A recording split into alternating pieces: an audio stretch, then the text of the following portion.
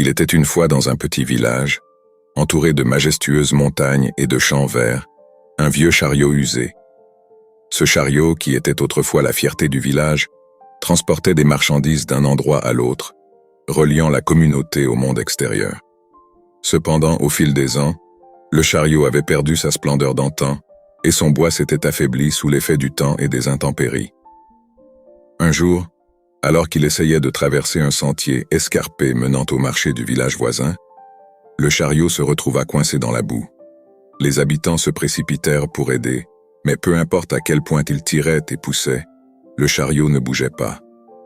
La communauté tout entière se rassembla, observant la scène.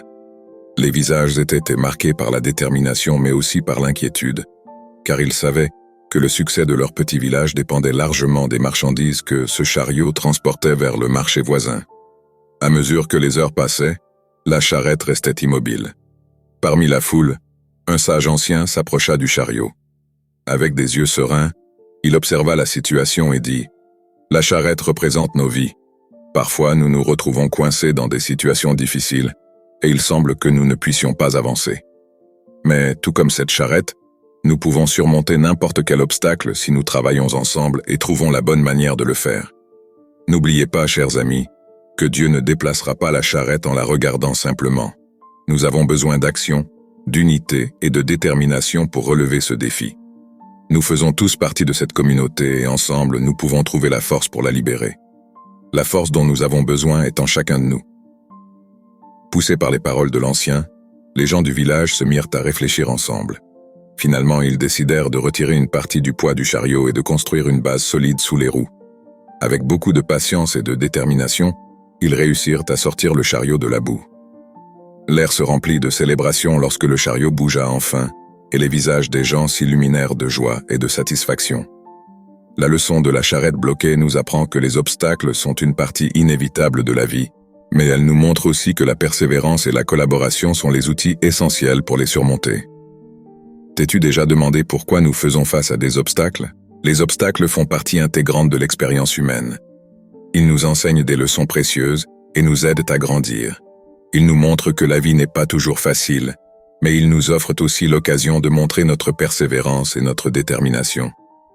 Chaque fois que nous surmontons un obstacle, nous gagnons en force et en confiance en nous-mêmes. Mais voici la clé. La persévérance n'est pas quelque chose qu'on a ou qu'on n'a pas. C'est quelque chose qui se développe à travers l'expérience et l'effort continu.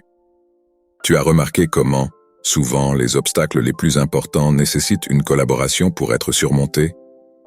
La collaboration nous permet de rassembler nos forces et compétences avec celles des autres, créant ainsi un front uni contre les adversités. Dans les moments difficiles, la collaboration nous offre de nouvelles perspectives et des solutions innovantes.